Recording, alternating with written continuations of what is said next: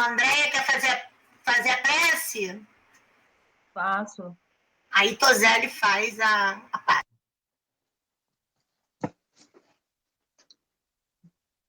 Mestre Jesus, queremos agradecer a oportunidade dessa reunião, que possamos estar focados, Senhor, nesse trabalho e nos fortalecermos a cada dia, Senhor, de todas as provas, todas as situações que nós passamos todos os dias, Senhor. Abra as nossas mentes, que nós possamos estar cada vez mais interessados. Quero pedir por todos os irmãos presentes e cada irmão ligado a cada um de nós, Senhor, que possa ser fortalecido com o seu amor. Muito obrigada, Mestre Jesus. Essa prece, Senhor, pedimos permissão para iniciar o estudo da noite. Obrigada. Então, vamos lá.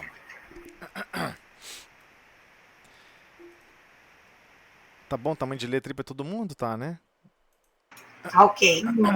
Tá bom. Então, vamos lá. Livro Fonte Viva, capítulo 5, da editora FEB. Perante Jesus. Vinde a mim. Está no Evangelho de Mateus, capítulo 11, versículo 28. O crente escuta o apelo do Mestre, anotando abençoadas consolações. O doutrinador repete-o para comunicar vibrações de conforto espiritual aos ouvintes. Todos ouvem as palavras do Cristo, as quais insistem para que a mente inquieta e o coração atormentado lhe procurem o regaço refrigerante. Contudo, se é fácil ouvir e repetir o vinde a mim do Senhor, quão difícil é ir até ele. Aqui, as palavras do Mestre se derramam por vitalizante bálsamo. Entretanto, os laços da conveniência imediatista são demasiado fortes. Além, assinala-se o convite divino, entre promessas de renovação para a jornada redentora. Todavia, o cárcere do desânimo isola o espírito, através de grandes resistências. Acolá, o chamamento do alto ameniza as penas da alma desiludida, mas é quase impraticável a libertação dos impedimentos constituídos por pessoas e coisas, situações e interesses individuais, aparentemente inadiáveis. Jesus, o nosso Salvador, estende-nos os braços amoráveis e compassivos. Com ele, a vida enriquecer-se-á de valores imperecíveis, e à sombra dos seus ensinamentos celestes seguiremos, pelo trabalho santificante, na direção da pátria universal. Todos os crentes lhe registram o apelo consolador, mas raros se revelam suficientemente valorosos na fé para lhe buscarem a companhia. Em suma, é muito doce escutar o vinde a mim. Entretanto, para falar com verdade, já consegues ir? Emmanuel, nessa página, ele foi emblemático. Eu gosto muito dessa página e eu gosto muito dessa frase, né, do vinde a mim. Todos vós que estáis cansados e sobrecarregados, tomai sobre vós o meu jugo e aprendei de mim, que sou manso e humilde de coração. Então, essa frase como um todo, né, essa frase que Jesus nos convida a seguir com ele, porque quando ele chama para a gente chegar até perto dele, vinde a mim, não é para ficar parado, né? Tomai sobre vós o meu jugo. e aprendei de mim, que sou manso e humilde de coração. Então, tem todo um aprendizado, tem todo um conjunto de ensinamentos e tem todo um conjunto de processos restritivos que você mesmo vai se auto-impor, né? Tomai sobre vós o meu jugo. Bota essa madeira de carro de bois que eu mantenho em cima de mim e que eu sigo cumprindo a vontade do Pai. Faz o mesmo que dá certo. Então é muito difícil essa frase, porque ela é muito profunda. Esse vinde a mim, em primeiro lugar, ele deixa claro que existe um grau de liberdade extremamente grande. Ou seja, você tem condições de continuar reencarnando, de continuar tocando sua consciência como você bem entender, mesmo não estando seguindo em direção ao Cristo. Não tem problema, você pode viver assim, alheio a tudo. Só que vai chegar uma hora que a vida vai pesar. Vai chegar uma hora que vamos estar com os joelhos cansados e desconjuntados. Por que cansados e desconjuntados? Nós vamos andar na esteira dos destinos e nós não vamos encontrar o que estamos buscando. Esse é o grande paradigma. Porque, em essência, ele está falando, vocês querem descobrir o que é a felicidade, vocês querem descobrir o que é a grandeza, mas vocês vão ter que compreender quão difícil é buscá-la. Então, o ir até o Cristo, em primeiro lugar, é um processo de busca. E essa busca não é por lá de fora, ela é interna. Você tem que observar o que você possui de valores. Você tem que observar o que você possui de recursos já consolidados e todos nós possuímos. A gente tem que parar com essa bobagem. Eu não consigo isso. Eu não consigo aquilo. Quem sou eu para fazer isso? Quem sou eu para fazer aquilo? Então você quer continuar julgando e criando uma série de implicações métricas e lógicas para não fazer nada. Entre fazer mais ou menos, ou mal feito, você prefere não fazer nada? Então é esse o grande problema. Então, o que Jesus sempre fala para os discípulos no livro Boa Nova, em vários capítulos, ele sempre deixa claro, a Boa Nova, em primeiro lugar, é um estado de espírito. Você tem que estar com aquele bom ânimo, você tem que estar realmente olhando a vida com outros olhos, escutando o próximo com outros ouvidos, sentindo a vida com outras percepções. Manipula adequadamente a boa vontade no seu mundo íntimo. Gera, macera, trabalha essa boa vontade. Mantenha um pacotinho de bons sentimentos, mesmo que seja pequenininho, mas faça crescer como um grande fermento, que vai alterar toda a massa da sua consciência. Então, ele deixa claro para todos nós, em inúmeras passagens, esse aspecto. E como é difícil para a gente perceber e realmente depreender, né? Que é simplesmente que não é só aprender, né? Você vai aprender, colocar em prática e vivenciar e ver o efeito. Né? Você pode pegar uma teoria. Eu vou pegar uma teoria de como melhor viver. Aí você tenta botar em prática. Mas se você não tentar botar em prática, você simplesmente só leu um assunto, só se informou. Então nós temos que buscar ao máximo. Ele deixa claro, inúmeras pessoas adoram essa frase.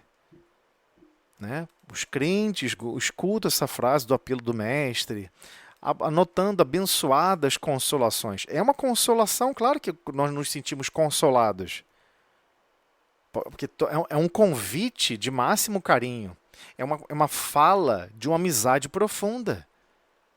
Algo que a gente não tem condições de nem sequer classificar adequadamente.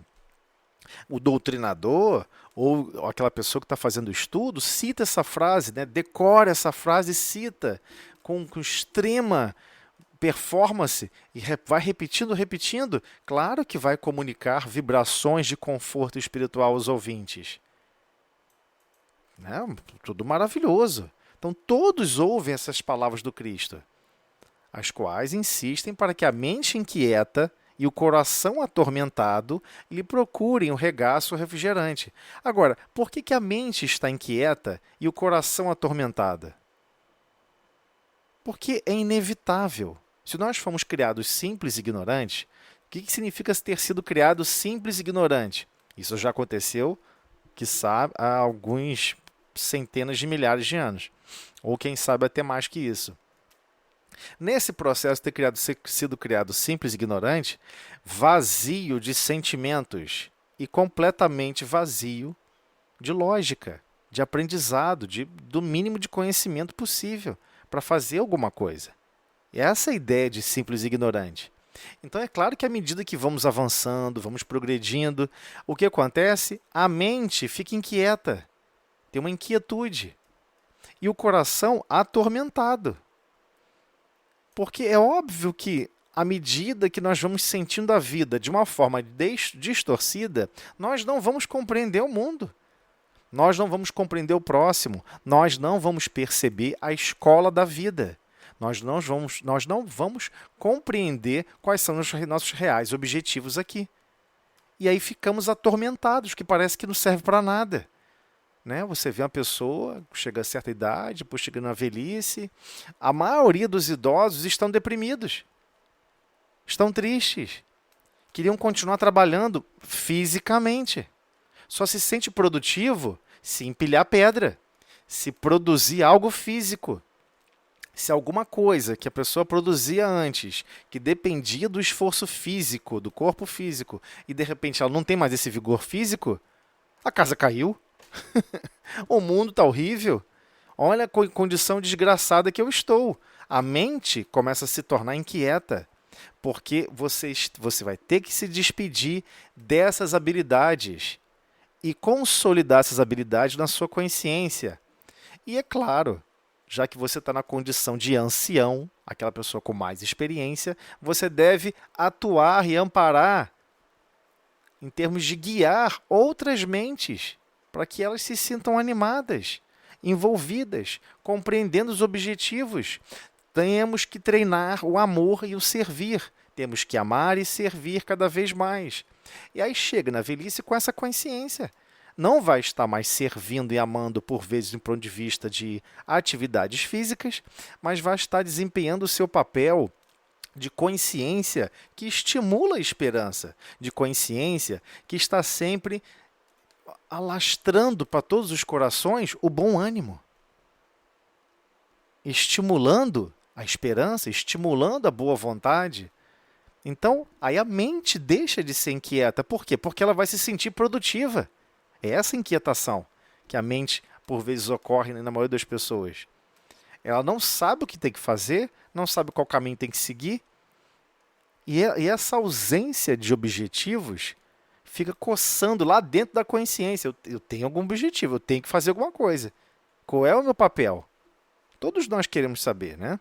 Mas não é um jogo de cartas marcadas. Você vai ter que fazer aquilo que sua consciência se permite, aquilo que você mesmo se permite a fazer, aquilo que você acredita que você está pronto a fazer. E mesmo que não esteja pronta, tenta. No máximo vai dar errado. Mas dar errado já deu errado milhares de vezes. Mais uma, menos uma. Pelo menos agora você está tentando conscientemente. Seguindo o quê? Os valores do Cristo. Os valores do Cristo, não os seus valores. Né? Você já sabe que você tem que pedir, buscar e bater. Pedir novos rumos, novos destinos. Destinos que vão transformar a sua consciência, o seu mundo íntimo. Igualmente você quer buscar aprender como melhor fazer o bem. Você quer buscar aprender como melhor conversar. Você quer aprender como melhor o quê? Orientar. Compreender a lógica da vida. Sanar dúvidas que sua consciência possui. Ah, eu acho que Deus maltrata. Ah, eu acho que Deus pune. Ia lá, aquele vulcão explodiu, Nossa Senhora. Instantaneamente, né? Consumiu 30 mil vidas. 30 mil corpos físicos. Ué, aí você acha que a culpa é de Deus? A culpa é de Deus, que você resolveu morar embaixo de um vulcão.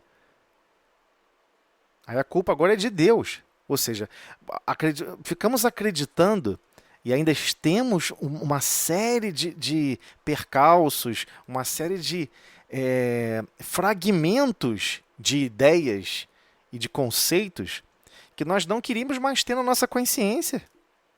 Como é que você pode achar que Deus iria abandonar as pessoas simplesmente assim? Claro que não. Você acabou de desencarnar, isso não mudou nada. Não mudou nada. Fica tranquilo, você vai reencarnar de novo. Só que criamos com nossa concepção que temos que governar como vamos desencarnar. Temos que governar que não pode ter mais nenhum tipo de abalo na organização da humanidade, que nós entendemos como abalo. Nós entendemos e interpretamos como abalo. Então isso é muito grave.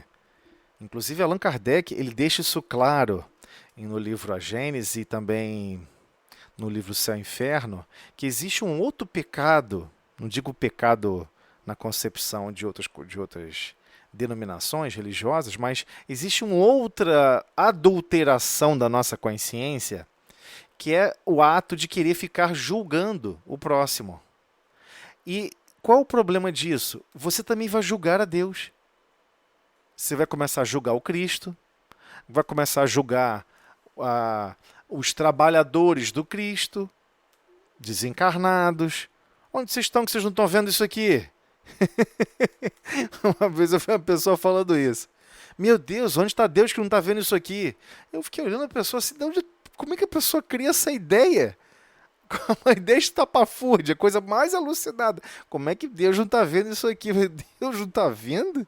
Meu Deus do céu, quem está dentro do cubículo trancado em algum lugar é você. Deus está fora disso tudo. Ele não está preso nesse cubículo da relação espaço-tempo. Quem precisa vivenciar essas experiências para amadurecer a consciência em termos de amor e sabedoria, somos nós. Somos nós. Todos os processos estão em equilíbrio. O planeta é jovem, ele está sempre se transformando, está sempre avançando. Só queremos que o planeta funcione do jeito que nós queremos que ele funcione. Nós simplesmente achamos que o planeta Terra e as grandes estruturas são como se fosse uma televisão com controle remoto. Você quer apertar o botão. Ah, mas a calota lá do Polo Norte está derretendo. Ah, do Polo Sul não. Do Polo Sul não. E aí? O campo magnético da Terra tá se mexendo. Se mexe. Muito rápido até. Mas e aí? Foi vendida essa ideia e essa concepção de que a ciência da Terra, com ausência plena, total de sentimentos nobres, justos e bondosos, vai ser capaz de perceber a grandeza divina. Não vai ser capaz de perceber esses projetos, esses objetivos. Nós é que temos que, todos os minutos que nos são ofertados, em todas as condições que nossa consciência consegue marchar, nos esmerarmos, nos empenharmos em observar o que Deus aguarda de mim nessa situação. O que eu tenho que fazer? Ah, mas eu estou numa situação de desencarne, uma situação de dor, de calamidade. Ele quer que você se revolte? Isso também é um teste. É um teste para a nossa consciência. Você vai se revoltar? Você vai cuspir para o alto e falar, Deus, você me abandonou? Como é que funciona isso? Meu Deus, você só tem um corpo físico e só tem um planeta ou uma situação calamitosa que lhe foi facultado porque foi patrocinado. Alguém está patrocinando você passar por essa experiência. Algo é importante para você desenvolver em si mesmo, em qualquer tipo de situação. Esse é o grande dilema de perceber, né? Então ele continua assim, contudo, se é fácil ouvir o repetir, vinde a mim, do Senhor, quão difícil é ir para ele. Então, muitos acreditaram que quando Jesus fez esse convite, é para estar ao lado do Cristo. Ah, eu quero estar na caravana do Cristo em tarefas de não sei... Caravana? Você tem que estar exatamente ao lado dele? Fisicamente ao lado dele? Isso é um conceito estranho. Porque espíritos, depois de uma certa envergadura, não estão prisioneiros à relação espaço-tempo. Se ele quiser estar em outro planeta, em outra galáxia, ele vai com a velocidade do pensamento. Isso não é um impeditivo para espíritos puros. Para Cristos, então, muito menos. para espíritos puros, ou seja, já passou pelo processo. Que se torna o espírito quando termina sua última encarnação na Terra? Um espírito bem-aventurado. Aí você entra para quê? Estagiário de espírito puro. Começa tudo de novo. Uma escalada profunda até se tornar um espírito puro. Então estamos ainda na alfabetização da escola do amor. Estamos na alfabetização. Primeiro, criando as primeiras palavras, tateando os primeiros sentimentos mais complexos. À medida que vamos alcançando isso, e vamos realmente disponibilizando na nossa consciência, querer pôr em prática, meu Deus, viva a vida com outra filosofia de vida. Viva a vida com a filosofia do Cristo, com o estilo de vida que o Cristo orientou. Se seus olhos forem maus, arranque-os e os jogue no fogo. O que é o fogo? Né? Nós temos que recordar isso. O que significa o símbolo do fogo? É o que? De dor? Você acha que dor faz alguém aprender? Não, dor não faz ninguém aprender. O fogo é aquela situação que apresenta a chama do conhecimento fritando na sua consciência, fritando ali na sua cachola. Você fica se questionando, será que isso é assim mesmo? Será que eu estou percebendo como deveria? Será que eu estou fazendo como deveria estar fazendo? Será que se eu tivesse pensado melhor, eu teria resolvido aquele problema de uma forma melhor? Será que eu falei da maneira correta? Será que eu estou sempre me questionando como melhor falar e tratar as pessoas antes de falar? Será que eu estou preocupado em cuidar do próximo através das minhas reações? Então, tudo isso vai fritando a sua consciência, até chega um momento que você até satura. E você fala, meu Deus, eu não consigo mais. Aí você volta no estilo Zeca Pagodinho, deixa a vida me levar. E para de querer ficar se policiando e, acima de tudo, se controlando, se alterando, se transformando. Só que é esse o momento que nós temos que fazer isso, porque estamos saindo de planeta de provas e expiações para um mundo de regeneração. Só que essa transformação não é externa, é em nós mesmos. Nós vamos ficar insatisfeitos com quem nós somos. Nós chegamos assim e falamos, eu não me aguento mais. Eu sou uma pessoa muito impaciente. Eu não me aguento mais. Eu só vejo o pior de todas as coisas e de todas as pessoas. Eu não me aguento mais. Eu não consigo falar uma palavra de carinho e de amor. Eu não me aguento mais. Eu não consigo resolver problemas se não for pelo método do igualar a zero. Solução trivial. Se existe um problema, livre-se dele. Você começa a ficar saturado de si mesmo. Quando você chega a esse ponto, o que você quer fazer? Você quer regenerar essa escultura deformada que você mesmo construiu. É esse o grande abalo que nós temos quando nós observamos essa frase. Você percebe que para poder ir até o Cristo, você vai ter que aceitar um jugo. Aí começa um problema. Pô, vou ter que aceitar um jugo? Eu vou ter que só fazer a vontade de Deus e a minha? E a minha? Aí começa. É uma frase complexa. Vinde a mim, todos vós que estáis cansados e sobrecarregados. Tomai sobre vós o meu jugo e aprendei de mim, que sou manso e humilde de coração. Uai, então eu vou ter que aprender a ser manso? Eu vou ter que compreender o que é esse fenômeno chamado de mansuetude? Eu vou ter que ser humilde de coração? Olha como é que a frase é esquisita, né? Humilde de coração. Ou seja, quer deixar claro, não é essa humildade que você conhece aí na Terra, não. A pessoa fica andando assim, tortinho, maltrapilho. Nossa, fulano tão humilde. Isso não é humildade. Humildade é uma questão de sentimento. Por isso que ele está falando do coração. Coração representando o símbolo dos sentimentos.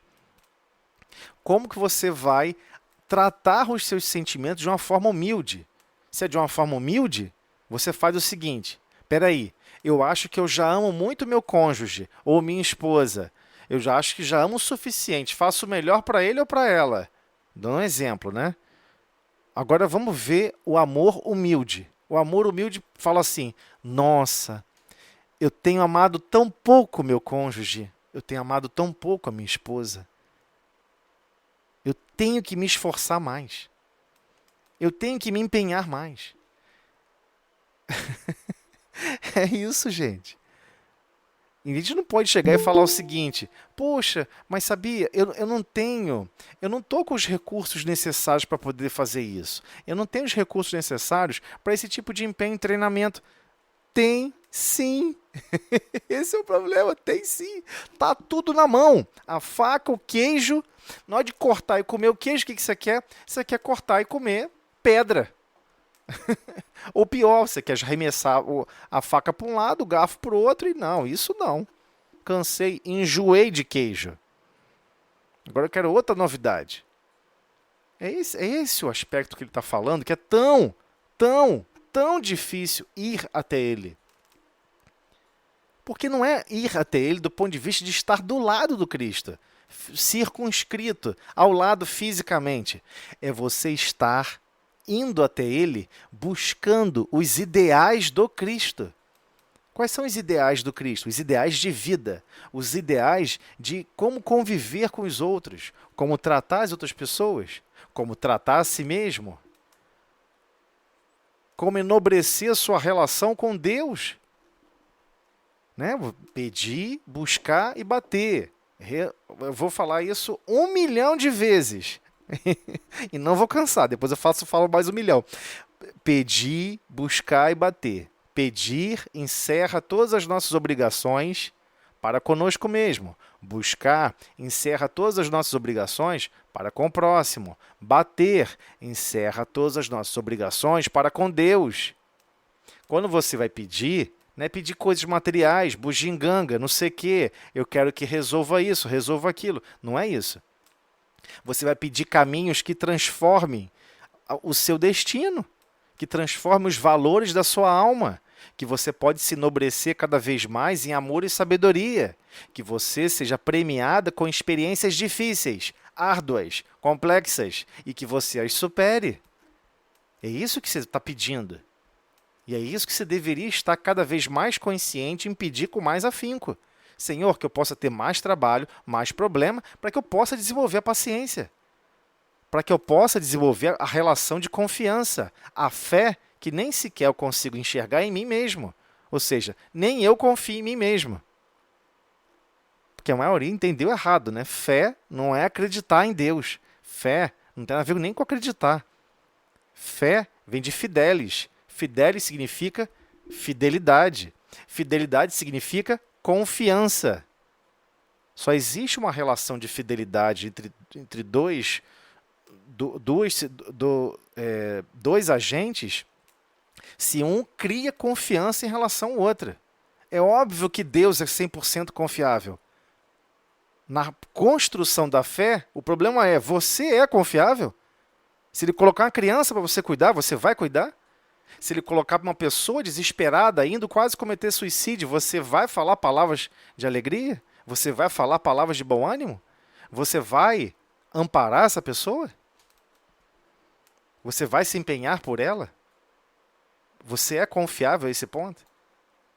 Então, é esse o grande problema. Então, entendemos o pedir. Mas e o buscar? O que é o buscar? Busque aprender como produzir um bem, como fazer uma bondade maior do que você consegue fazer. Busca se desenvolver nesse teor, em cada vez produzir um bem cada vez maior. Cada vez ser mais receptiva ao próximo. Não existe fora de Deus, como não existe fora do próximo. Não existe. É simples assim. Então temos que aprender a desenvolver a bondade. Temos que aprender a desenvolver a compreensão para as imperfeições alheias e o perdão das ofensas, porque isso encerra o conjunto de sentimentos chamado caridade. E fora da caridade, não se desenvolve o amor. Isso encerra a segunda obrigação que nós temos para com o próximo. Qual é? Treinar e entregar amor. Ponto. E o terceiro, bater. Naquela época antiga, como é que a gente fazia nas casas dos vilarejos daquela época em que o Cristo convivia? Era comum as pessoas baterem a porta da casa das pessoas e pedir trabalho. Senhor, sou um grande jardineiro, já cuidei de casas de diversas pessoas. O senhor gostaria que eu cuidasse do seu jardim? Aí a pessoa, sim, eu vou te contratar, vou te dar então o serviço de cuidar do jardim. Aí você começa a entrar, começa a mexer na terra, o dono do terreno fala, não é assim não. Eu quero que você cuide do jardim segundo os meus critérios. Aí tem um fenômeno esquisito que acontece na nossa consciência. Ah, é segundo o seu jeito? É? Então vou embora. Eu só faço se for do meu jeito. Com Deus é a mesma coisa. Pedir, buscar e bater. Por que o bater com uma relação direta para com Deus? Deus irá colocar tarefas no seu destino e que Ele quer que você cumpra não do seu jeito, mas Ele quer que você cumpra fazendo para o Pai, fazendo para Deus. Você vai olhar o próximo compreendendo que Deus enxerga naquele próximo a criação mais importante de todas. A criação mais importante de todas. Mais importante do que todo o reino vegetal. Mais importante do que todos os animais criados no reino animal. É esse outro espírito que está no reino nominal, ele é de extrema importância para o Pai. E Ele quer que você cumpra as tarefas para com Ele, como Ele cumpriria para com você. É isso o grande dilema. Esse conjunto de tudo isso que a gente está conversando agora é ir até o Cristo. Isso não quer dizer que você aceitou o jugo, porque o jugo é isso. O jugo é você bater a porta do Pai, bater a porta de Deus pedindo tarefa, pedindo serviço, e Ele vai te dar o serviço, mas Ele vai exigir que você cumpra do jeito dele, não do seu jeito. Você não vai poder fazer do seu jeito. Por isso, a ideia do jugo, que é aquela trave, né? Vinde a mim, todos vós que estáis cansados e sobrecarregados. Então, quando Cristo fala que ele tem um jugo, ele está dizendo, olha, esse jugo que eu tenho é bem simples, tá? Quem direciona para onde eu vou, executando o trabalho, é o Pai. Eu só cumpro a vontade do Pai. Então, aquelas frases, essas mesmas frases desse versículo, elas são repetidas inúmeras vezes, inclusive por Emmanuel, naquela página em que ele vai esmiuçar o que significa o pedir, o buscar e bater. Mas o Cristo foi repetitível inúmeras vezes. Isso tem a ver com ir até Ele. Você vai ter que empenhar-se nessa situação. E é claro que é uma situação inquietante. É claro que é uma situação que vai causar tormentos, porque vai chegar situações adversas que você não vai saber como se portar, como melhor agir. Ah, isso aqui eu acho que eu resolveria assim, ó. Você quer usar só a primeira ideia que vem à sua cabeça. Não. Aquela pessoa que quer ir até o Cristo nunca resolve os problemas apenas com uma única ideia. Ele para, pensa, medita. Espera aí, eu devo agir assim? Se eu falar assim, será que a pessoa não vai levar mal? Você começa a se preocupar com o mundo íntimo do outro. Como vai receber as suas palavras, as suas frases? Será que a pessoa vai achar que são palavras angustiosas, que vai gerar cisânia, briga? Porque não é isso que eu estou tentando fazer. Eu estou tentando ajudar num certo problema. Será que eu estou observando o próximo como uma criatura mais importante da criação divina? Por vezes até mais importante do que eu? Será que eu estou fazendo isso na hora de interagir com o próximo? Então, por isso que é extremamente difícil ir até ele. Porque estamos à deriva, sem ir para lugar nenhum, durante milhares de anos. Milhares de anos reencarnando e tendo experiências aqui no corpo físico igual a de gado. Nasce, cresce, se reproduz e morre. Nasce, cresce, se reproduz e morre. Nasce e Kardec, no livro dos Espíritos, os Espíritos superiores estão sempre nos orientando. Olha, toda encarnação você evolui intelectualmente. Porque você é meio que quase que compelido para conviver com os outros. Se você quiser ligar para alguém, você vai ter que aprender a usar um telefone. Se você quiser comprar um pão, você vai ter que achar onde está o endereço da padaria e ir até lá e comprar um pão. As circunstâncias da vida são educativas, mas do ponto de vista obrigatório, do ponto de vista de lógica, de inteligência. Você vai estar desenvolvendo a sua inteligência continuamente. Mas o que nós estamos ressequidos? Como se fosse um grande deserto do Saara nos nossos corações? O campo dos sentimentos. É disso que ele está falando. Ir até ele, você vai ter que observar o que está mais faltando no seu mundo íntimo. E são sentimentos mais nobres, mais justos. E, acima de tudo, sentimentos que englobem e abraçam a todos. Esse é o grande paradigma. Então, continuando. Aqui as palavras do mestre se derramam por vitalizante bálsamo. Entretanto, os laços de conveniência, da conveniência imediatista, são demasiado fortes. O que ele quer dizer com isso? Os laços da conveniência imediatista são demasiado fortes. A pessoa fala assim, olha, eu agora estou trabalhando, não posso, estou muito ocupada. Aí surge uma situação que você tem que ajudar alguém. Você foi convidado a ajudar alguém. Você está sendo testado se você vai realmente querer se empenhar em ajudar alguém. Por vezes até uma pessoa estranha. Aí você pega e cria e dá uma desculpa devido a uma conveniência imediatista. Olha, eu tenho um compromisso em casa, eu não posso ficar aqui mais não, desculpa, tchau. Vira as costas e vai embora. A pessoa às vezes não está mentindo. Não é uma mentira mesmo, não. E é por isso que ele está falando. São demasiado fortes. Porque o primeiro sentimento que apontou não foi o de querer ajudar.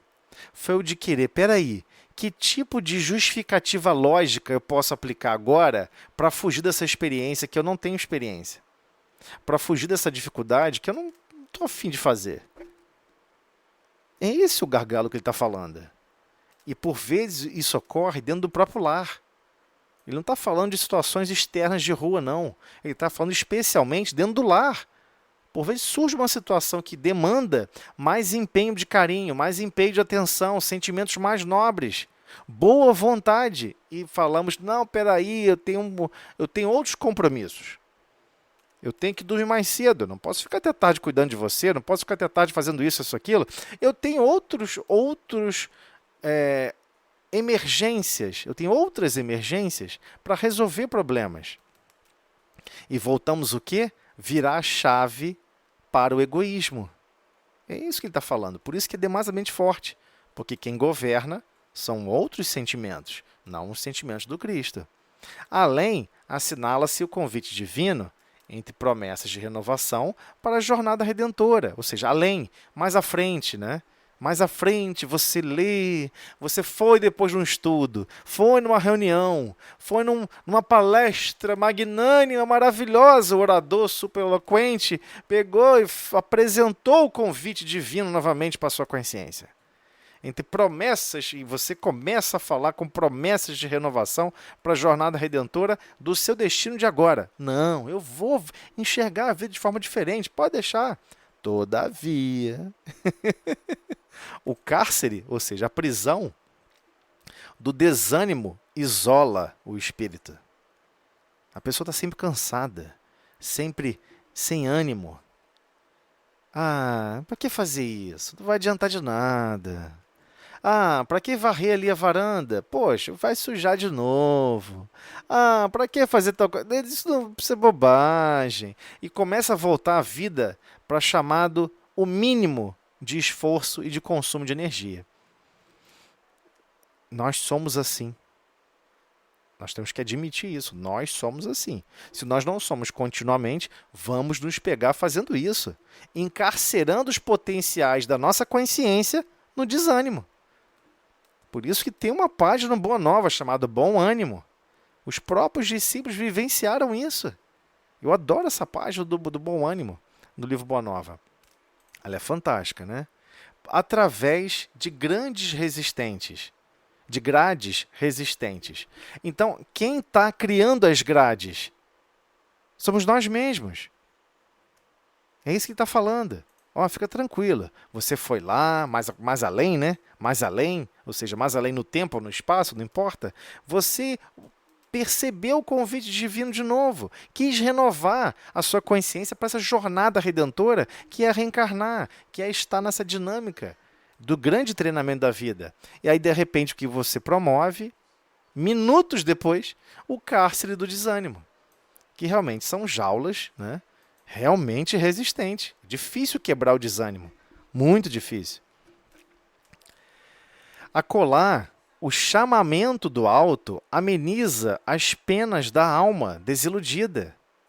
Né? Aquele chamamento do alto ameniza aquelas penas da alma desiludida. As penas no sentido de a alma desiludida fica se auto-penalizando, criando penalidades para si mesmo. Não é Deus que está penalizando ninguém, não. É isso que a gente tem que entender. Então, quem está criando essas penalidades para nós mesmos somos nós mesmos. Porque Deus compreende, os espíritos superiores compreendem que todos estão treinando e se desenvolvendo. Né? Mas é quase impraticável a libertação dos impedimentos constituídos por pessoas e coisas, situações e interesses individuais aparentemente inadiáveis. A pessoa sempre cria uma situação, olha, não, eu queria muito fazer isso, sabe? Eu queria muito, né, parar de ficar me automutilando, me autodecretando como incapaz, como impossível de fazer, eu não consigo perdoar, eu não consigo compreender o próximo, eu não consigo promover a bondade. A pessoa começa a criar o quê? Penalidades para a própria alma desiludida. E é esse princípio. Você fica jogando esses pensamentos na sua própria cachola. Ninguém está fazendo isso por você. Você mesmo o faz. Aí o que acontece?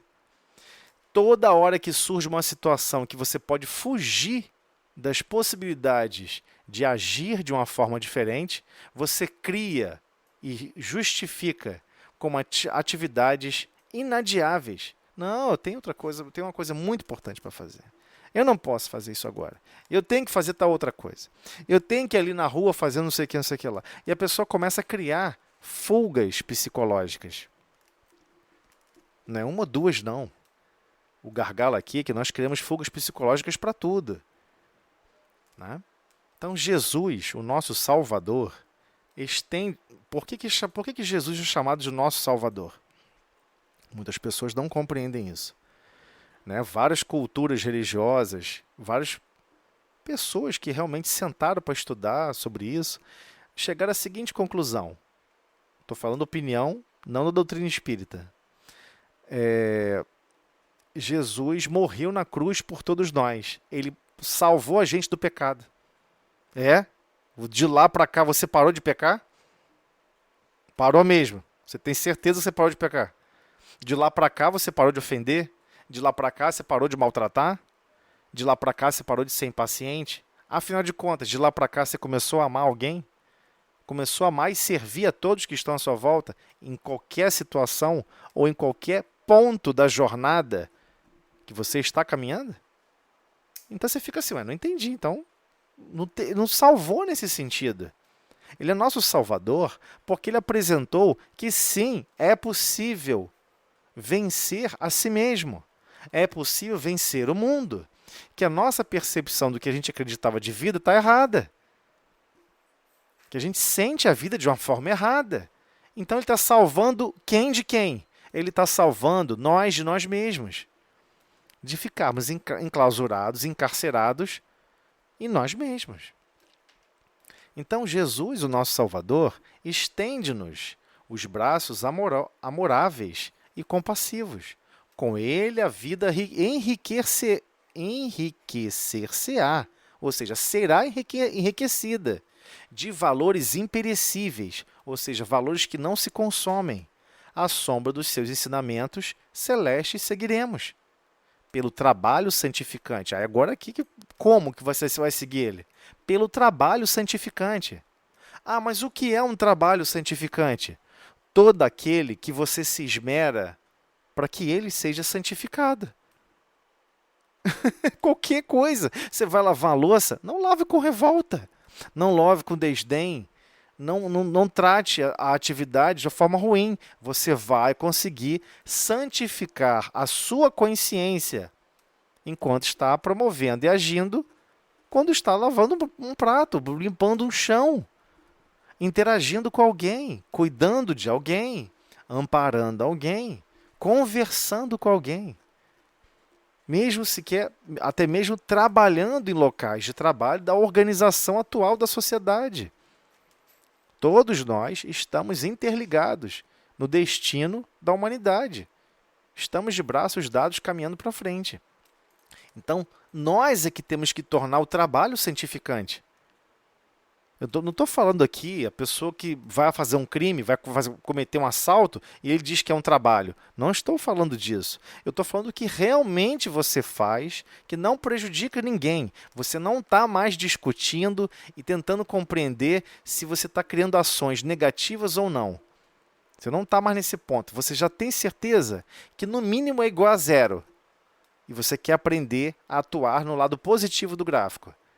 Então você vai ter que fazer trabalhos santificantes, ou seja, qualquer ação da sua consciência que seja sempre feita por amor e com amor, em tudo que você faz.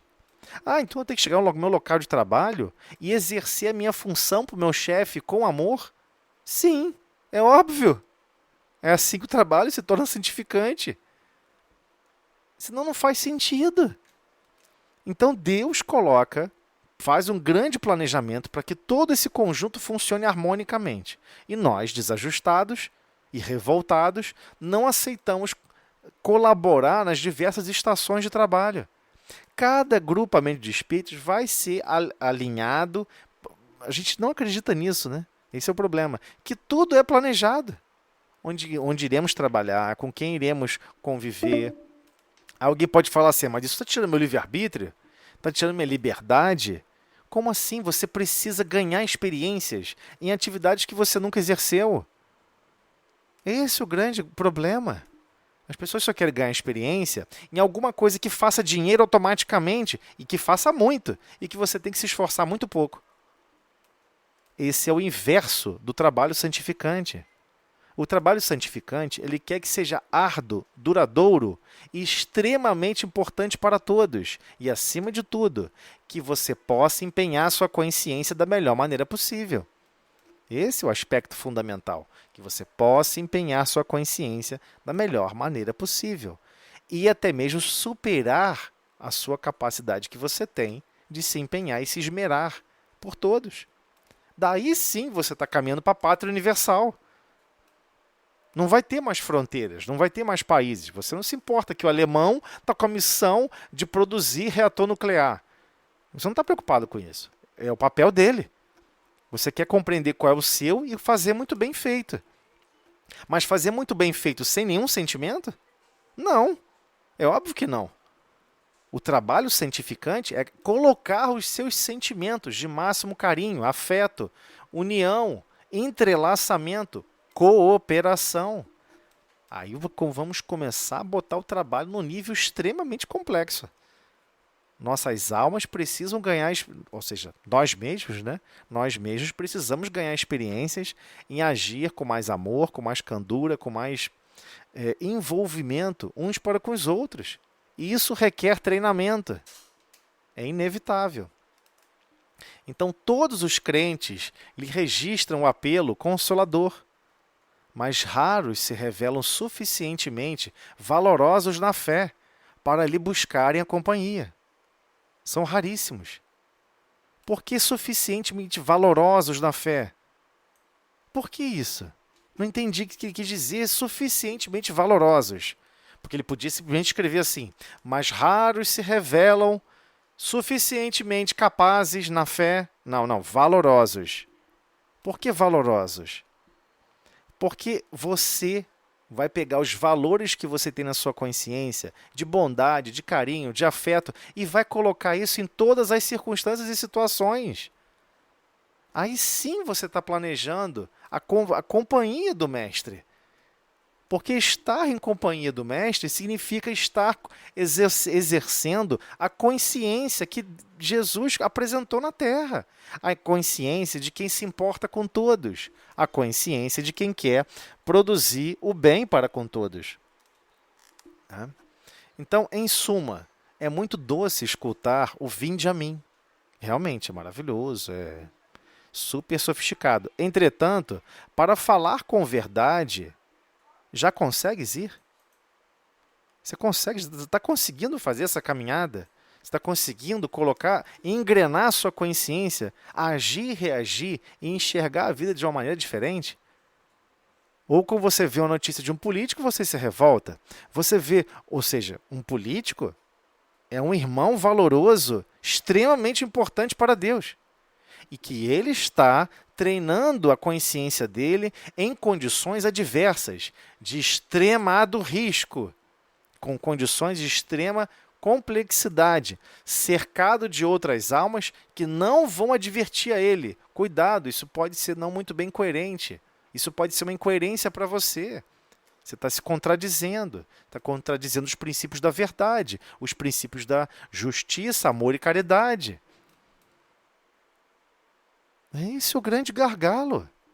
Observamos o próximo como sendo alguma coisa distante da nossa evolução. Não, eu vou seguir para Deus, vou deixar essas cambadas de gente aí alucinada que não quer saber de nada de seguir Deus, que não quer saber nada de ser bondoso, só fica fazendo coisa errada. Não é isso.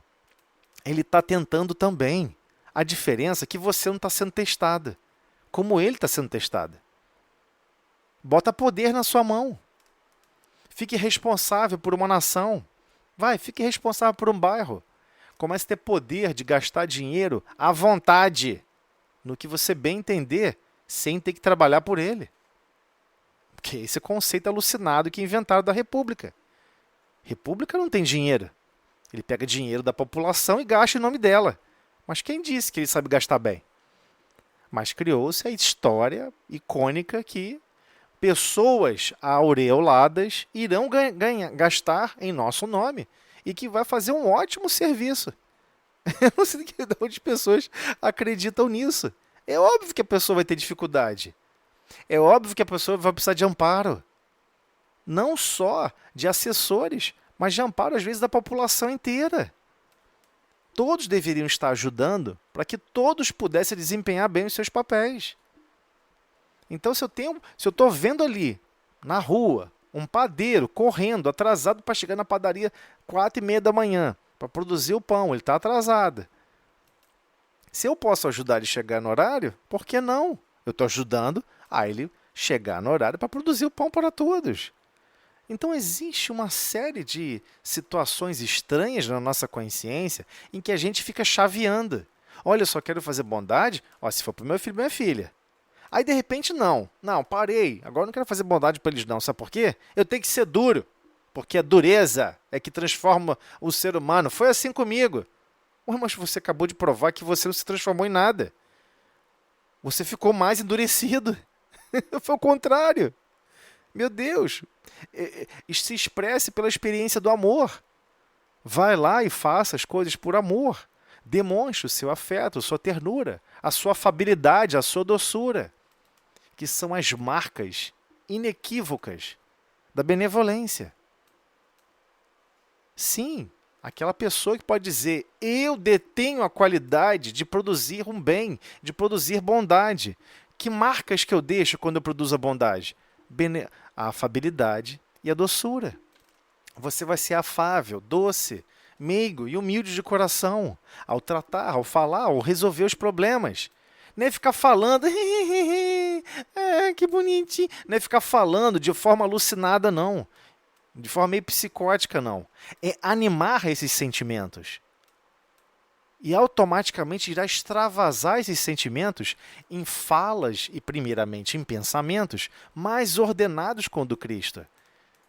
Em falas e pensamentos mais estabelecidos com a conduta que você teria se estivesse perante Jesus. É esse o problema, né? É complicadinho, hein? A gente percebe que a gente está totalmente distante ainda. Mas estamos chegando, né, Toselli? Com certeza estamos. Com certeza estamos. E a gente não pode desanimar. Não podemos desanimar em momento nenhum.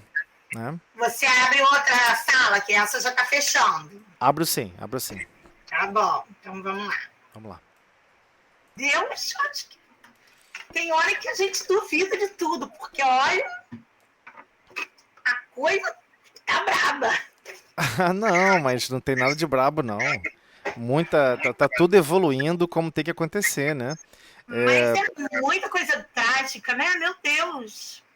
Não, mas trágica para quem é mortal? Não, Trágico.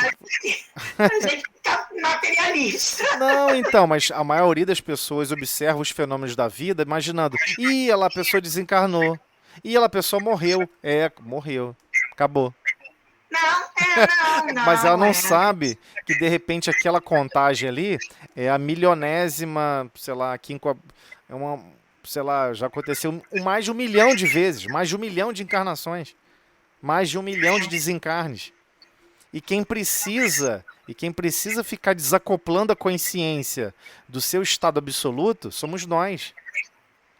Quem demanda essa necessidade de ficar desconectando e reconectando em experiências diferentes somos nós.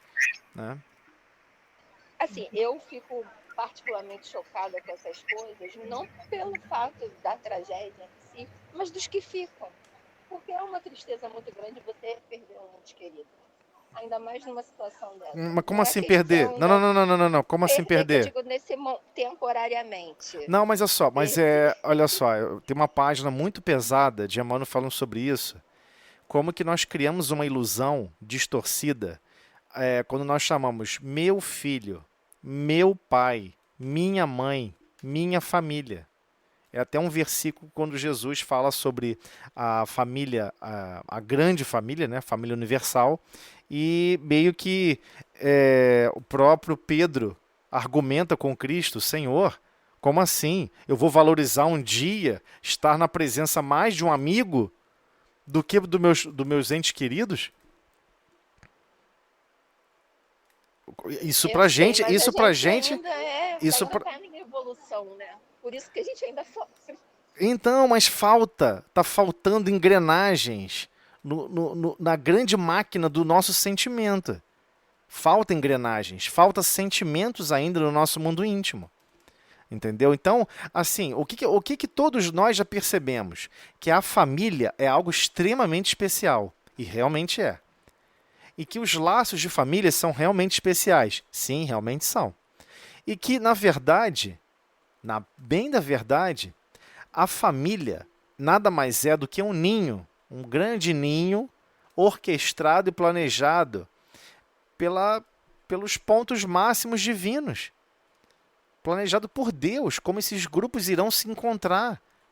Planejamento de encarnação é de Cristo para cima. De Cristo para baixo, ninguém sabe sobre o projeto reencarnatório de ninguém, em detalhes. Só quem conhece em detalhes é de Cristo para cima. Quando eu falo de Cristo para cima, é de Cristo, ou seja, outros Cristos e o próprio Deus. Deus orquestra com quem nós vamos conviver, com quem vamos crescer sentimentos, por N vezes reencarnando junto. Só que isso é um aspecto, e Emmanuel explica isso para a gente em outros momentos, e Kardec reitera sobre isso, inicialmente, né, antes do próprio Emmanuel, deixando bem claro, isso é a prova da bondade divina, de criar células de amor. Só que essas células de amor, elas precisam crescer. Elas não estão se destruindo, elas precisam crescer. É o contrário. Então acontece muito com certas pessoas assim. A pessoa tinha uma família maravilhosa, aí desencarna o pai, desencarna a mãe, desencarna a tia, desencarna a avó, desencarna o cachorro, vai desencarnando todo mundo. Aí fica só ela e o irmão. Ou é o irmão e mais alguém. Nossa, como a vida era maravilhosa, como é que... Mas por que você não cria uma família também, rapaz? Isso não foi tão maravilhoso para você? Por que você não quer propagar essa maravilhosidade máxima para próximas almas que vão nascer junto de você. Chegamos ao cúmulo de pessoas não desejarem mais ter filhos. Não, eu não quero esse negócio de ter filho. Não, que isso, não, de jeito nenhum. Trabalheira danada. E eu vou ficar colocando crianças nesse mundo tão complexo e esquisito? Ah, então só pode servir a você. E você já vai autoeliminar outras consciências de poder estar convivendo com você. Então, existe um conjunto de ideais distorcidos na nossa mente que nós animamos, transpiramos e depois nos arrependemos. Por que não se perpetua? Por que você não cria um novo lar maravilhoso? Né? Você se tornou filho. Seus pais, de repente, tinham um lar maravilhoso. Por que você também não criou um lar maravilhoso? Ou então seus pais tinham um lar infernal. Brigavam, discutiam isso aqui. Se você já viu como é ruim ser daquele jeito? Faz o seu muito melhor. Com muito amor, com muita paciência, com muito carinho, com muito afeto. Esse é o problema, entendeu? Só que a gente sempre está achando que nós temos que ser receptáculos. Os grandes receptáculos de tudo.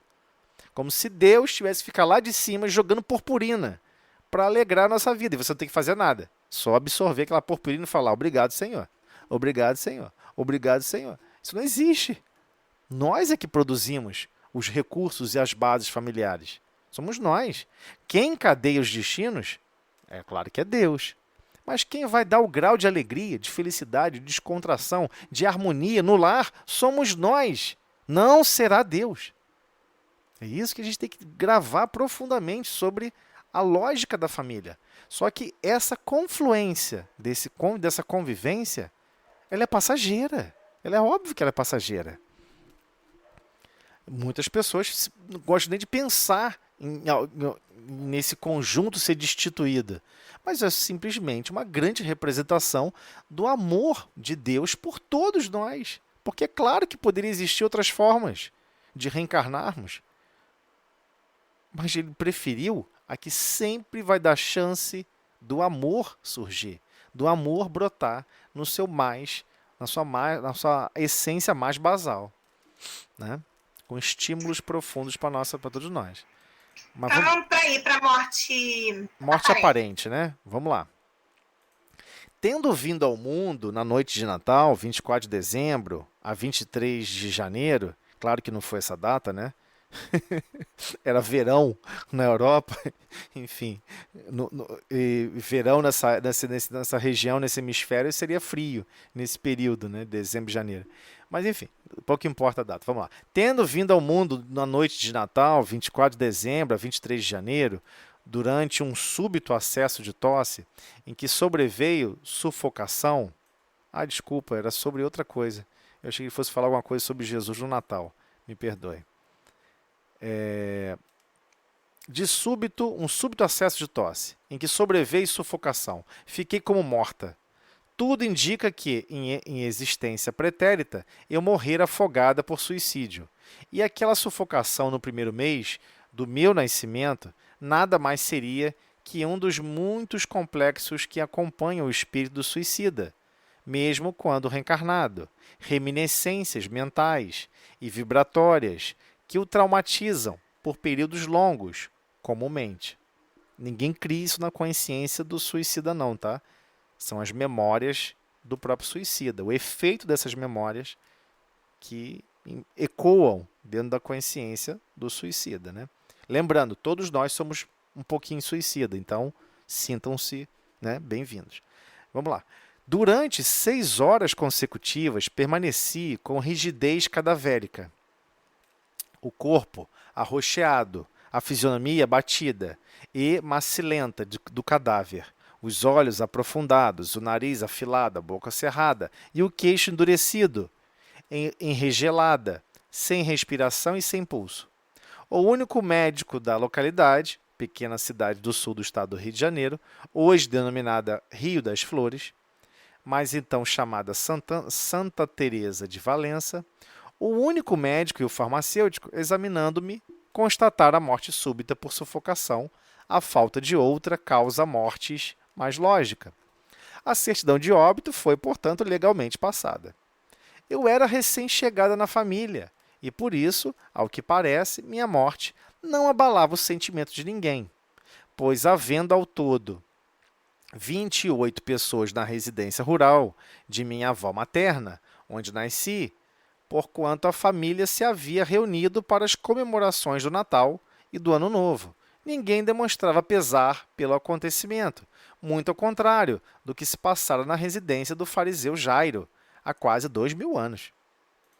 Vestiram-me, então, de branco e azul, como o menino Jesus, com rendinhas prateadas da túnica de cetim, faixas e estrelinhas, e me engrinaldaram a fronte com uma coroa de rosinhas brancas.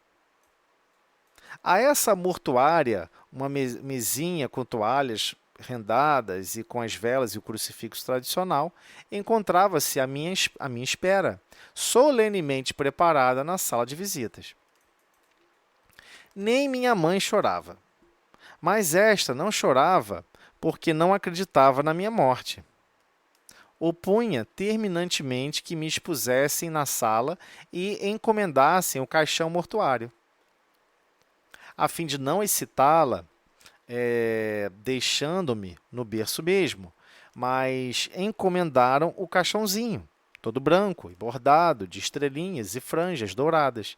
Minha mãe, então, quando havia já 6 horas que eu me encontrava naquele estado insólito, conservando-se ainda católica romana por aquele tempo, e vendo que se aproximava a hora do enterro, retirou-se para um aposento solitário da casa. Fechou-se nele. Acompanhou-se de um quadro com estampa representando Maria, mãe de Jesus, e com uma vela acesa, prostrou-se de joelhos ali sozinha, e fez a invocação seguinte, concentrando-se em preces durante 1 hora. Maria Santíssima, Santa Mãe de Jesus e Nossa Mãe, vós que também fostes mãe e passastes pelas aflições de ver padecer e morrer o vosso Filho sob os pecados dos homens, ouvi o apelo da minha angústia e atendei-o. Senhora, pelo amor do vosso Filho, se minha filha estiver realmente morta, podereis levá-la de retorno a Deus, porque eu me resignarei à inevitável lei da morte. Mas, se como creio, ela estiver viva, apenas sofrendo um distúrbio cuja causa ignoramos, rogo a vossa intervenção junto a Deus Pai, para que ela torne a si, a fim de que não seja sepultada viva. E como prova do meu reconhecimento por essa caridade que me fareis, eu vou-la entregarei para sempre. Renunciarei aos meus direitos sobre ela a partir deste momento. Ela é vossa, eu vou-la entrego. E seja qual for o destino que a esperar, uma vez retorne à vida, estarei sereno e confiante, porque será previsto pela vossa proteção. Entrementes, ao se retirar, ou seja, nesse entretempo, ao se retirar do aposento, onde se dera a comunhão com o alto, minha mãe abeirou-se do meu insignificante fardo carnal e tocou-o carinhosamente com as mãos, repetidas vezes, como se transmitisse energias novas através de um passe.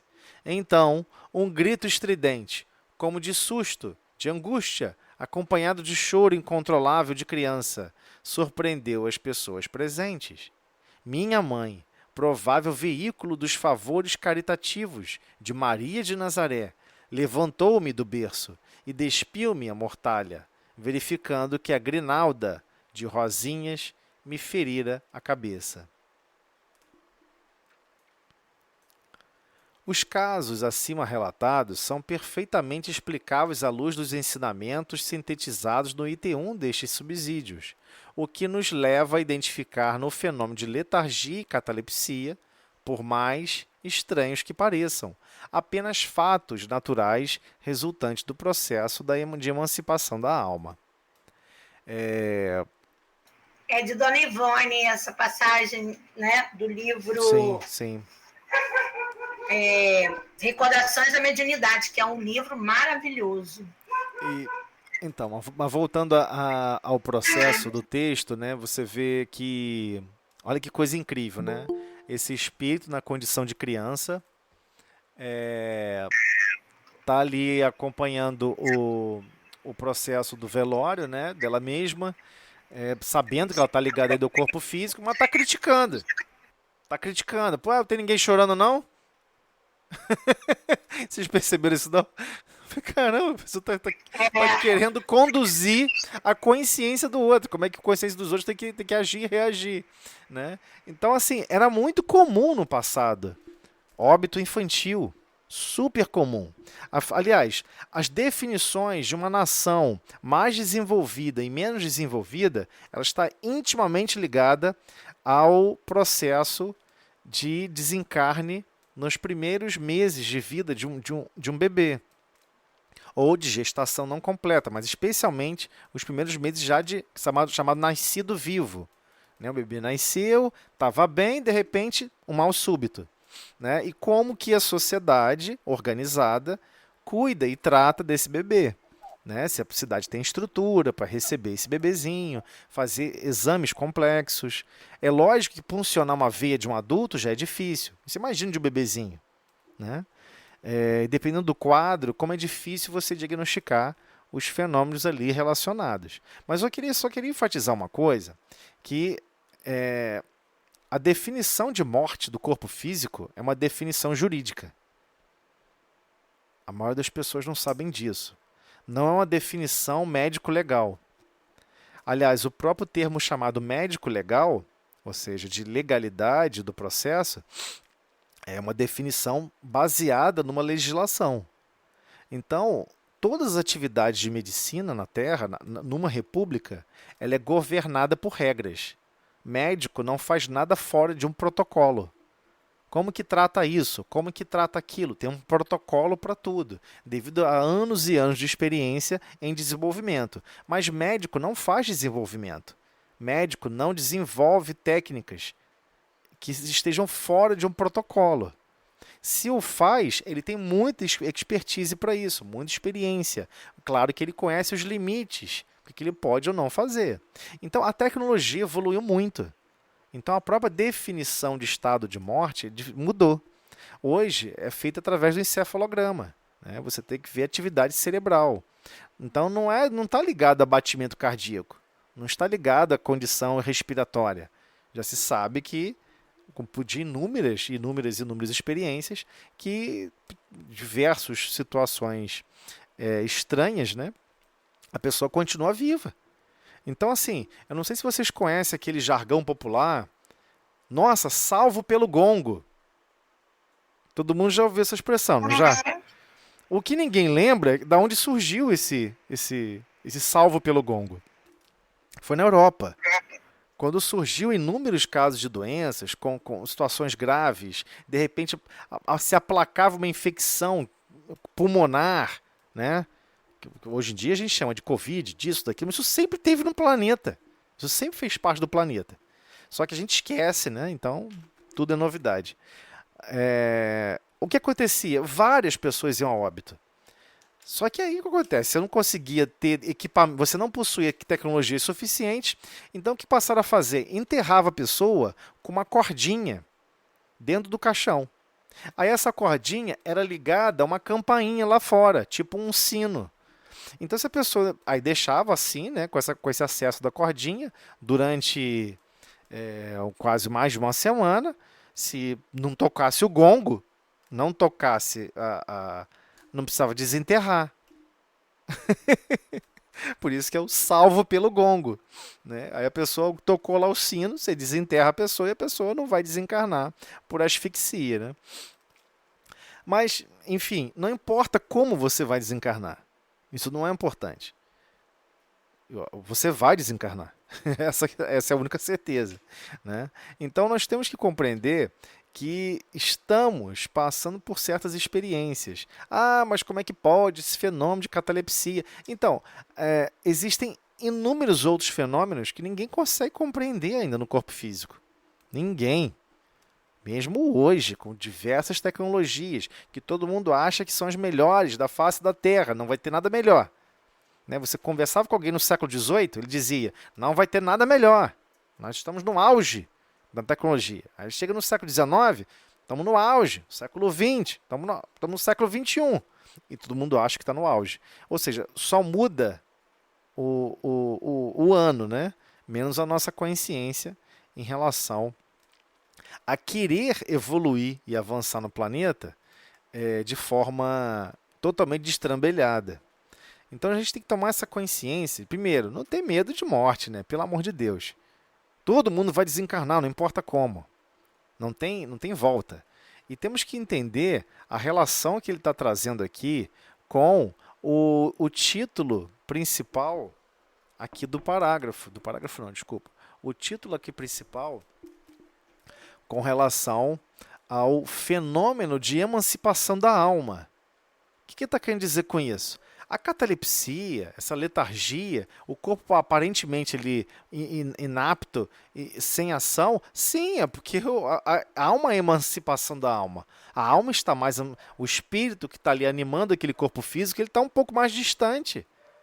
Você vê por exemplo, você vê a narração dessa menina narrando, ela era um bebezinho, e ela está narrando o que tinha acontecido, o que estava acontecendo com ela, em detalhes. Ou seja, ela estava fora do corpo físico, vendo tudo. Ela percebia tudo. Ela foi até o quarto onde a mãe estava fazendo a prece. Curiosa. O que ela foi fazer nesse quarto? O que está acontecendo? Ninguém contou para ela, não. O espírito desencarnado sabia disso, porque ele estava emancipado. Ele estava emancipado, estava desconectado parcialmente do corpo físico. Não era totalmente. Se você se desconectar totalmente de um corpo físico, aí você realmente, né, passou pelo fenômeno chamado morte do corpo físico. Ou seja, ausência da sua presença e da sua conectividade com o corpo físico. Aí vai uma conectividade zero. Tá ok? Então nós temos que entender que está tratando e explicando do ponto de vista de emancipação da alma, dando vários exemplos dessa emancipação, né? Então nós temos que compreender que existem inúmeros fenômenos ligados à alma, ligados ao espírito, ligados ao perispírito, que são difíceis de compreensão. Então, se já existem fenômenos complexos do ponto de vista físico, biológico, né? Podemos ver os diversos fenômenos de certos medicamentos, né? Por vezes você vai tomar um antibiótico, pô, maravilhoso, mas ele arrebenta com o seu fígado, às vezes arrebenta com o seu estômago, né? Tem remédio que, se você não tomar uma proteção para o estômago, você pode desenvolver um dano severo no estômago, uma irritação profunda, uma úlcera. Pô, mas eu estou tomando remédio. Então, os próprios princípios que hoje existem disponíveis, que são maravilhosos, diga-se de passagem, né? Há poucos séculos atrás, até décadas, né? Quase que décadas, se você se cortasse profundamente e basicamente houve um processo de infecção, aquilo viraria uma infecção generalizada e você ia desencarnar. E esse é outro motivo pelo qual a maioria das pessoas estão reencarnando nesse período e que estão ficando muitos anos encarnados, estão enfrentando um quadro que ela nunca enfrentou. Sempre desencarnava com 20 e poucos anos, 30. O máximo batia 37, 38, 40, você quase não tinha. Chegou a 45, nossa, é um ancião. Então nós temos que entender como que a humanidade mudou nesse sentido. Mas nem por isso ficou sendo alegado que era tipo, nossa, como é que Deus é perverso, hein? Deixou esse povo todo viver aí o tempo todo sem o quê? Sem esses recursos salvadores. Não, recursos salvadores nós temos que desenvolver. Quer desenvolver uma cura para uma doença? Quer reencarnar em bancada de laboratório? Boa sorte, vai lá, ué. Todo mundo acha que é fácil. Não tem nada fácil nesse planeta, né? Nada mesmo. Tudo é extremamente complexo, tudo dá muito trabalho. Então ele trata explicitamente de um fenômeno de emancipação da alma, como existem diversos outros, ok? Fenômenos de emancipação da alma. Então, mesmo a catalepsia, que hoje é conhecida, compreendida, não totalmente compreendida, né? Ninguém sabe como que um corpo físico pode ficar tanto tempo sem respirar e não ir a óbito. né? Se eu falar para alguém que você consegue ficar, sei lá, horas e horas sem respirar, todo mundo sabe que isso é impossível. Vai causar danos. Mas a pessoa, não causou dano nenhum. Quando voltou para o corpo físico, estava 100%. E aí? Como é que explica isso? Então a ciência, ela navega, ela tenta buscar as explicações, mas só que você vê que não há um domínio completo, né? E vai demorar muito para ter, né?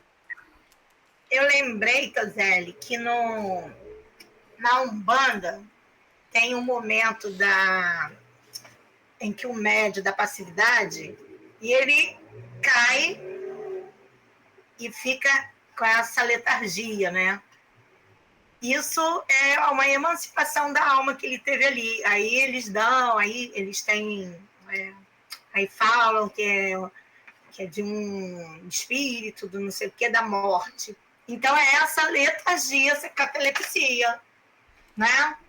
Então, eu não tenho conhecimento para afirmar que é letargia, né? Eu não tenho como compreender. Teria que estar fora do corpo físico analisando o fenômeno.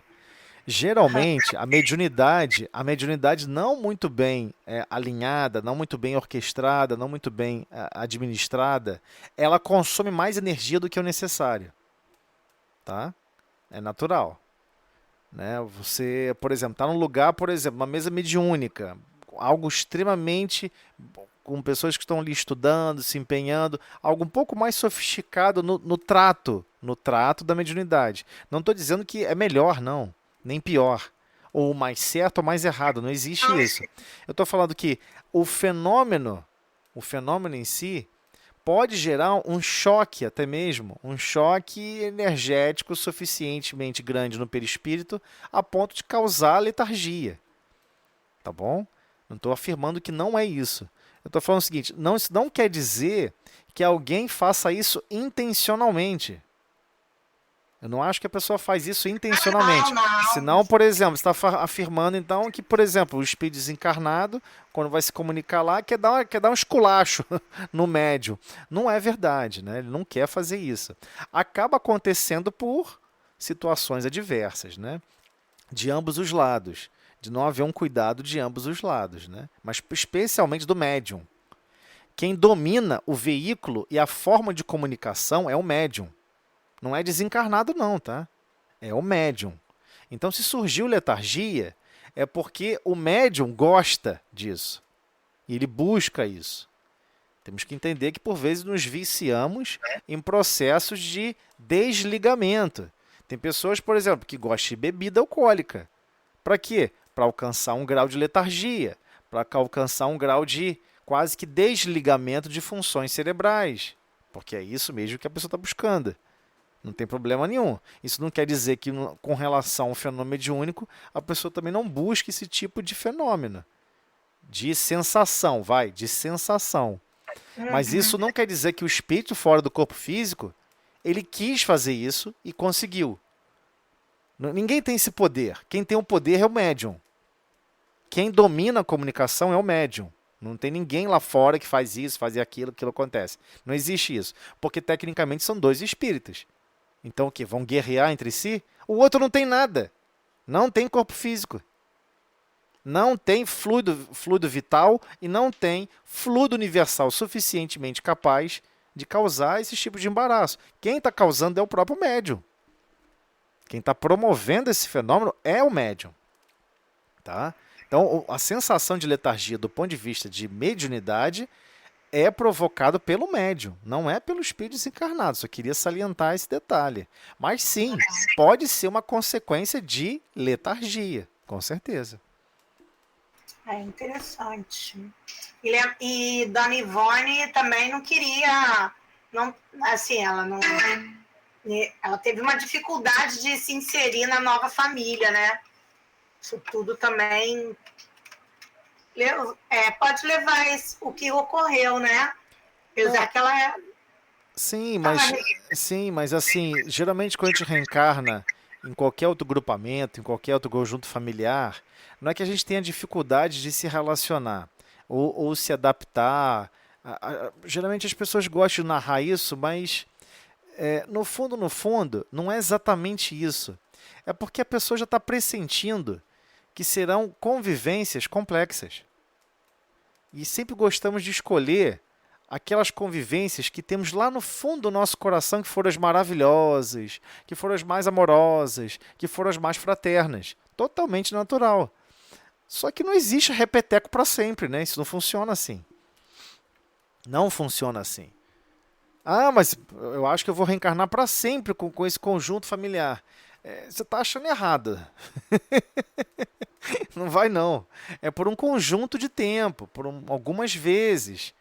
Mas tem outros grupamentos que nós temos obrigações, temos relações. Queremos rever, queremos reatar processos. Então, a vida é muito mais complexa do que a gente imagina. É um processo de progresso, né?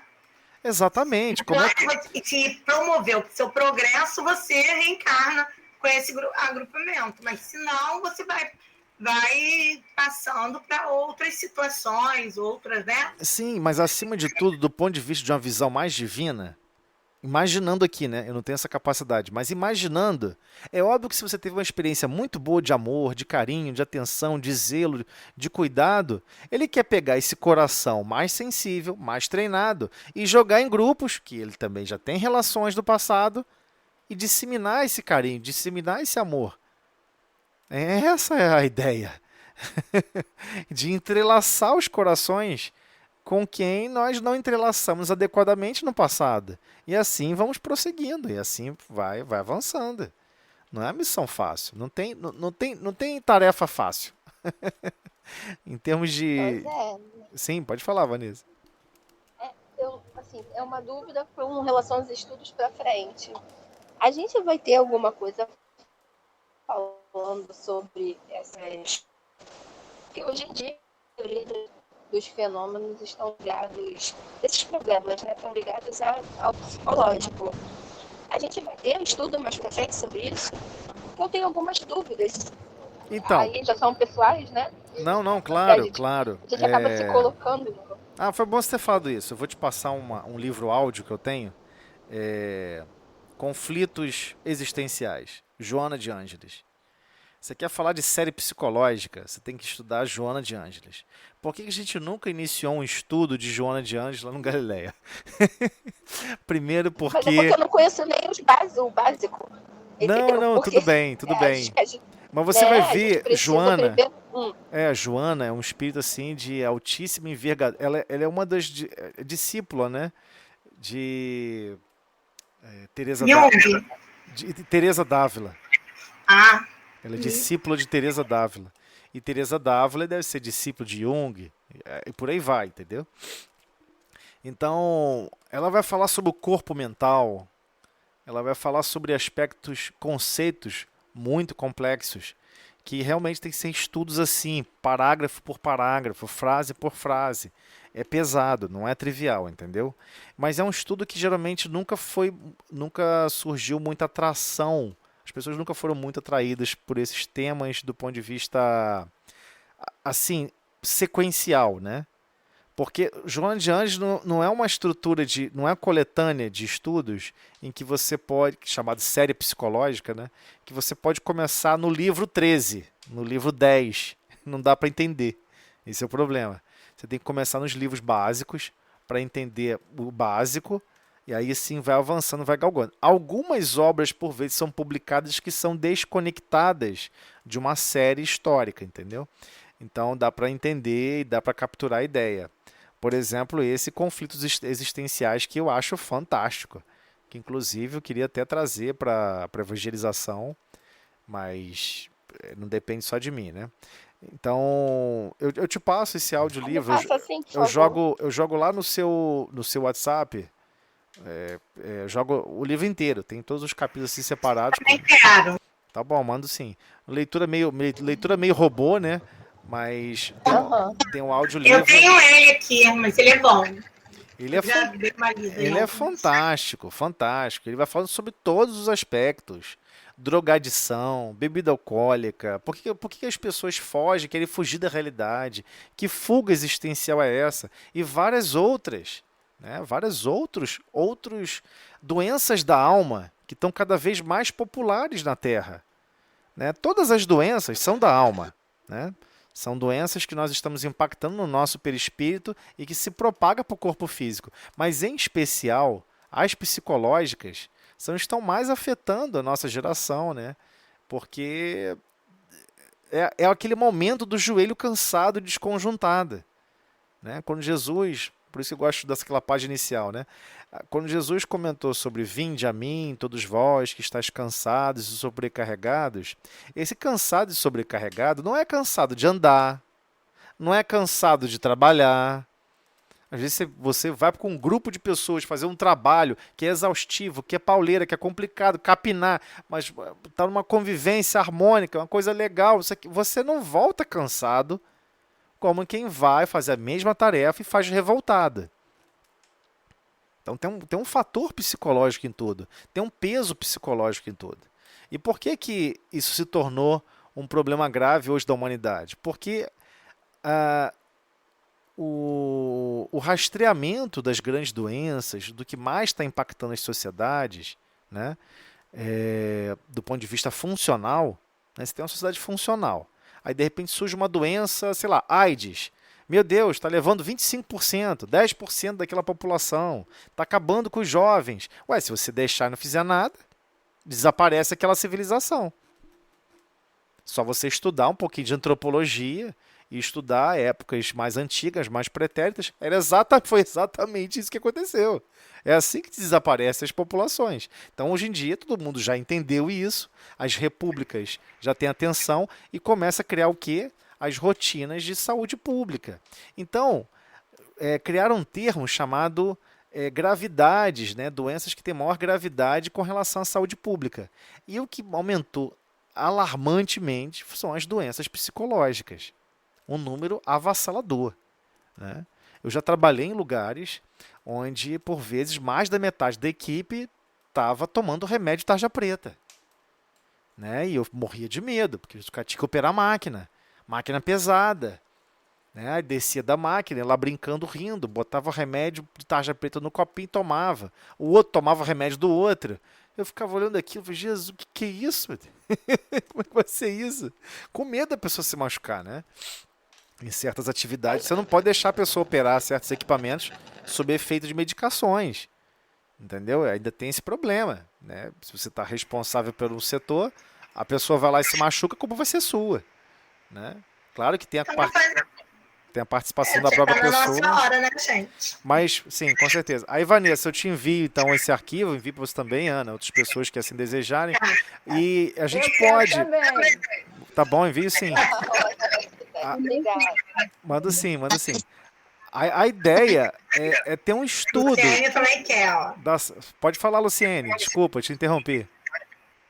Ela quer também o livro. Ah, tá bom, envio sim. E... Se puder enviar para mim também, te agradeço. Boa noite. Não, com certeza. No futuro, não sei quando, né? A gente vai criando um monte de projeto. Nós temos que criar o projeto do estudo da coleção da série psicológica de Joana de Ângeles. Mas estou te falando, vai ser tipo o livro dos médiuns. Você tem que ir item por item, digerir aquela informação, achar um monte de sinônimos. Para você ter ideia, os últimos livros agora, Vanessa, que estão sendo publicados de Joana, já está vindo assim, como a gente tem feito o estudo. Vem assim a frase, aí do lado daquela palavra que ninguém conhece, tem um sinônimo. Porque é muito pesado, é muito termo técnico da área de psicologia, por exemplo. Entendeu? Então, tem horas que você vai ter que parar o estudo e estudar um pouquinho. O que Freud defendia, o que Jung defendia, entendeu? E aí começar a entender como é que era diferente, como é que Jung era muito mais espiritualizado, como é que, por exemplo, Freud já estava investigando, não estou falando que um é pior do que o outro, não, tá? Freud estava investigando os efeitos das tribulações do corpo físico no psiquismo, enquanto que Jung estava analisando sempre por outra linha de pensamento, completamente um contrário do outro. Tá? Totalmente divergente, mas conviviam pacificamente com opiniões opostas. E Joana, vários momentos, cita esses nomes, cita os trabalhos, cita a linha de pensamento. Claro que não dá tempo dela explicar em detalhes. Aí a gente tem que parar o estudo, achar esse texto e aí repassar o texto, senão não dá para continuar entendendo. É esse aspecto que eu quero dizer, que é um estudo bem complexo em relação a isso, entendeu? Mas fora isso, é um estudo como outro qualquer. Vai ser na época que eu já tiver passado para a faculdade de psicologia que eu estou tentando. Ah, então você vai adorar. Você vai adorar, porque o assunto é lindíssimo, né? Hoje a área de psicologia é uma área muito linda.